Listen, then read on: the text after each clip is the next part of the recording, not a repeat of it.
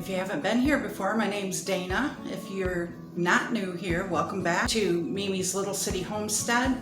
And today we're going to make blueberry syrup. My grandkids always want blueberry pancakes, so I thought what would be better than putting blueberry syrup on them. So I think they're going to be excited about these. It's blueberry season, and I went to my local Harvey's and I picked some blueberries. I didn't pick as many as I wanted to. It was a little humid and kind of not that fun out there today, so I want to go back and get some more because I have other things I want to do with it. I made the jam and I made the pie filling in the other two videos, which I'll put up here in a card, but I wanted to make the syrup. I thought that sounded really good. So it takes 6.5 cups of blueberries. The only ingredients you need for the syrup is blueberries, sugar, and it didn't call for lemon juice. This is from the Center for Home Food Preservation's recipe book, and I know that blueberries are not real high in pectin. They're a little bit low. And I am canning this, so I thought I'm just going to throw in probably 2 tablespoons of lemon juice with the berries because you're not going to taste it. It's going to take 6 3/4 cup of sugar for this syrup. I should get 4 to 5 pints, 8 or 9 half pints or jelly jars. When we all have pancakes, 1 jelly jar of syrup's not going to do it. I decided I'd go ahead and do it in pints. So first we're going to take our blueberries, and I'm going to now turn you down and see if I can get it to where you can see what we're doing. We're going to take our blueberries and we're going to add in 2 tablespoons of lemon juice, and that's it. And I've seen a lot of videos before where people put water in with their berries to get more juice. So it says I should end up with 4.5 to 5 cups of juice when I'm done with this process. So if I don't, then I will add enough water to it to bring it to at least 4.5 cups. But I'm having a feeling that when we juice it and run it through our strainer, we're going to get enough. So I'm not adding any water to this pot. This is just 6.5 cups of blueberries, fresh blueberries. You can use frozen. And then 2 tablespoons of lemon juice. And we're going to go over to the stove and cook it on a medium heat for about 5 to 10 minutes to warm the fruit up and help it to loosen up that juice. Okay, so just to also let you know, they say to use a non-reactive pot. So I'm using a stainless steel jam pan. Berries are really sweet, they're really good. And they're pretty ripe, which was another reason why I added lemon juice. Because they say when you're doing jams and jellies and working with fruit, you should use 3/4 of it could be ripe fruit, but they suggest using 1/4 of underripe fruit. And they're not talking about the white blueberries or even the red. They're talking about the ones that are purple, just getting ready to turn all the way purple and be a mature berry, but just slightly underripe. And that is because the slightly underripe fruit has far more pectin in it than the ripe fruit does. We're getting to where we only have a couple more minutes left cooking our berries, and I'm just going to kind of stand here and make sure that they don't burn. We don't want to burn any of those really good berries. Now, they don't all have to pop. And because I'm using my Victorio strainer, I'm not using a potato masher on them either. I don't need to do that. Now, if you're going to strain it through like a jelly, a good old-fashioned jelly cone sieve, or use, some cheesecloth for it, you're going to want to cook these berries, and then you're going to take your potato masher, you're going to mash them down and get that juice out of them the best that you can. You're going to do that, and you're going to end up with just bits of the pulp of the fruit and the skins and whatever else left, because all you want for the syrup really is the clear juice. If you want to add berries to your end product, if you want to have a jar that's got the blueberry syrup in it with a few berries floating around in it, save out a cup or 2. And then after you get to the point where you've added your sugar and you're starting to cook your syrup, add your berries into it and then continue to cook the syrup recipe the rest of the way. This is starting to cook up and simmer, and we got about 5 minutes left. And the reason I'm running it through my Victorio strainer is I think I'll get more juice that way. So it's given up the juice here, and when I end up with 4.5 to 5 cups of juice, as it says I should, be ready to add the sugar and can. Also, I have my steam canner out. You can water bath these. It's the same thing. Steam canners, water bath, interchangeable. It just needs to be a high acid food product. I'm just heating my jars up right in the steam canner. It's at a low simmering, not even simmering actually.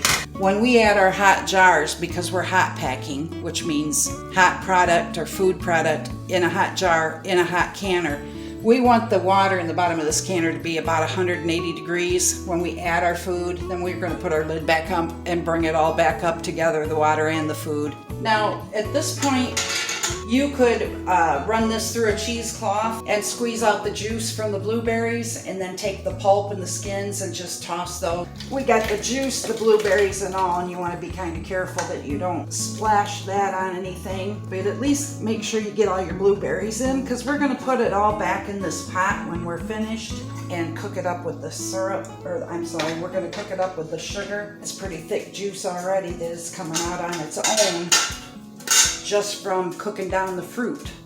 And for some reason today, normally any other time this would stick right to my countertop and suction down, but my little lever on there doesn't seem to want to work today, so I'm going to have to hold on to it, which is no big deal because I don't have that much to work with today. But we're going to go slow because you can see that the blueberries can still come out. I'm going to lower that a little bit just to try to keep this top so that it doesn't let it splash all over, because it'll squirt out a little bit. So, and I don't think we're gonna get 4 cups or 4.5 cups out of these blueberries.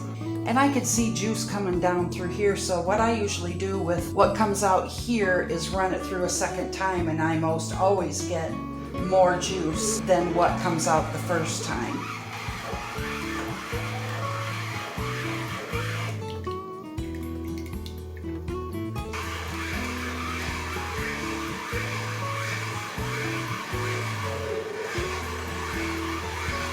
Just put her through again and watch this tray. You'll be surprised, even with that little bit of pulp, how much still ends up coming out. That's quite a bit left over pulp. You don't want to miss. That's probably at least 1/3 of a cup, maybe more. And you can see that's pretty thick. So we're going to measure up and see what we come up with. We didn't get 4 cups, so we got 3 cups, not quite. So we're gonna have to add, let's see, 4.5. We're gonna have to add 1.5 cups of water to our juice to get to our 4.5 cups. Pour it back in our pan, and then I'll go get 1.5 cups of cold water, which we'll add to this, and then we'll add our sugar and bring it up to a boil over on the stove. Okay, so we have 1.5 cups of water to add into our juice. I'm gonna move you over to the stove with me. We're gonna add the sugar. 6 3/4 cups of sugar into the pan with the blueberries and the water. So now we're going to heat it up on about a medium heat. We're going to cook that juice and the sugar till it comes to a boil.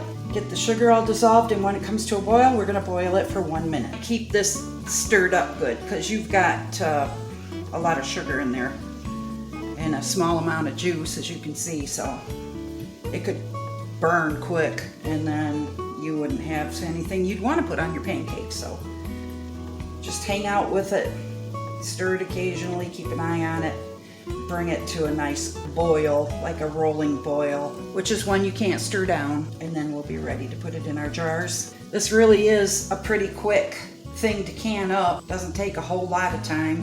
You can use blackberries, you could use strawberries, you could use cherry, whatever kind of syrup you like to put on your pancake. It'd be the same process. Okay, now we got it up to a boil that we can't stir down. We're gonna set the timer for 1 minute. And we're gonna just cook it like that. Hopefully you have yours in a high-sided pan. If you get any foam on it that's gonna foam over your pan, you wanna take that off. You can skim that off with a spoon, or you can use one of those little sieves. Usually it subsides, and this is just a syrup, so I don't think we'll get a lot of foam because we're not gonna cook it quite that long. There's our timer, so our minute is up. Take it off the stove and set it over on the counter. So when you're working with blueberries, you wanna use towels and dishcloths that you don't care much about or that are dedicated to canning because they're going to stain. So I have my lids here that have been washed and dried, soapy water. Washed and dried my jars, soapy water. Checked them for cracks or nicks around the rims. Checked for cracks on the bottom. All the jars are good. Put them in the canner. Got them sanitizing, which is not the same as sterilizing. You don't have to sterilize your jars and lids and things anymore if you're canning for 10 minutes or more, which we're canning for 10 minutes. First jar, I don't know, I have no idea how many we're gonna get out of here, but now this needs to have a 1/2 inch head space. The head space is the amount of air between the surface of your food and the bottom of the lid or to the rim of the jar, that area in there. So we're gonna dip our paper towel in our vinegar and just go around that rim right there. Make sure that's all clean. We don't have any of that on there. Put down your ring, tighten it up, fingertip tight. We want to be able to let the air escape from there that we're looking to get rid of. Now these are pint jars, 16 ounce. If I have enough syrup to fill like a 1/2 pint jelly jar, because I don't have enough of it left to do a pint, we're going to process that as the same as the pint. So 10 minutes, whether it's jelly jars or pints. And sometimes the recipes don't come up the way they say they will. In fact, a lot of times it'll say you should get X amount of jars, but it's all approximate because they don't know. It depends on the day, the weather, the fruit, how much you cook it. That all makes a difference in how much you're gonna get. It's usually never exactly what they tell you, but you shouldn't expect it to be. And that way it's handy to have another jar size available, like a 1/2 pint, just in case we got enough where we could do something with it, but not enough for a big jar like this. This is number 3. We might get 4.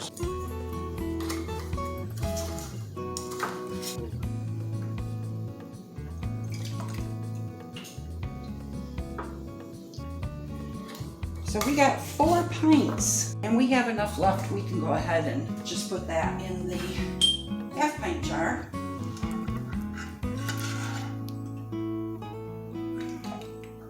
We didn't get enough to can this 1/2 pint, but we'll put her in the fridge.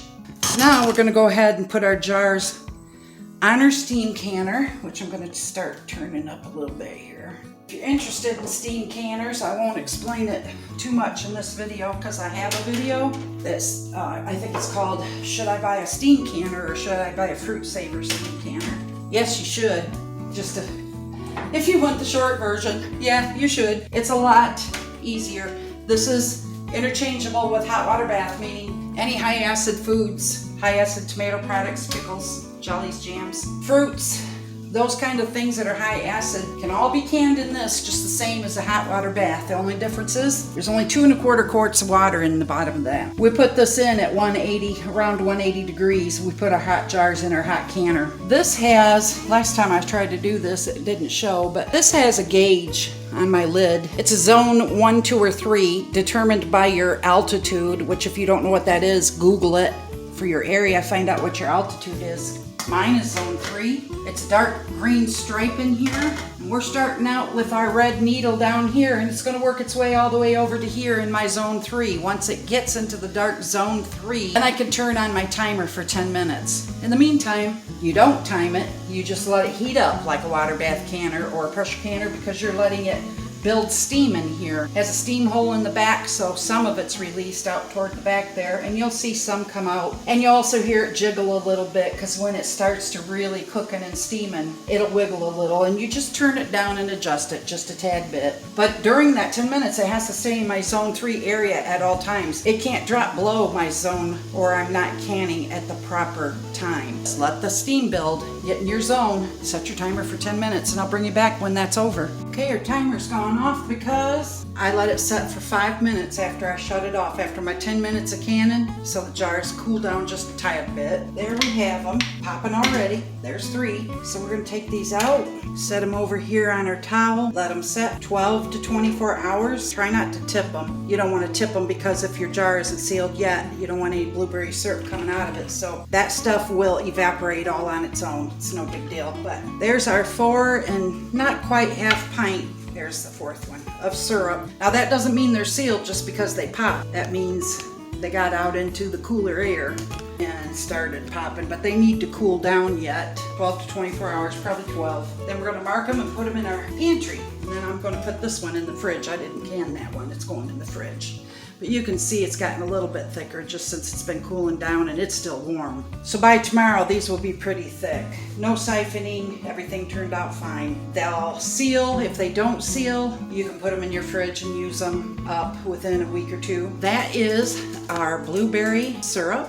If you have any questions on canning for those, comment below. If you would subscribe or like my video, that helps me push my videos out there. And I also have started a live, done 2 so far. I try to put it out, the first one I just did on a whim. The second one I put out a little bit more advanced notice. I'm gonna start, I think, putting them out on Wednesday nights about 7 o'clock most of the time. You'll get an email or you'll get a notification somehow if you're signed up and subscribed. Talk about canning. I'd like to build a community. I'd like to have other canners come in and answer questions if we get any from new canners. I'd like to know what you're canning. I'd like to know things like what your plans are for the midsummer canning, the upcoming tomato season and fall. I'd like to know what you've canned that you would never can again. There's all kinds of questions that I have for you, and if you have any questions for me, this is a good time to sit down together and just kind of talk about it and see how things go. This is it for the blueberry syrup. The next video I'm gonna do is gonna be blackberry jelly, and I'm gonna run that through my strainer because blackberry seeds are huge, and I don't make jam out of it because of the seeds, so most people make jelly out of it because of the seeds, so we're gonna do that next. So look for that coming up. But thank you so much for stopping by. I appreciate it. I enjoy your company while I'm canning here because I'm usually by myself, so I feel like I got somebody hanging out with me, and that's great. So I'll talk to you later. Thanks for stopping by. Have a good night. Bye, guys.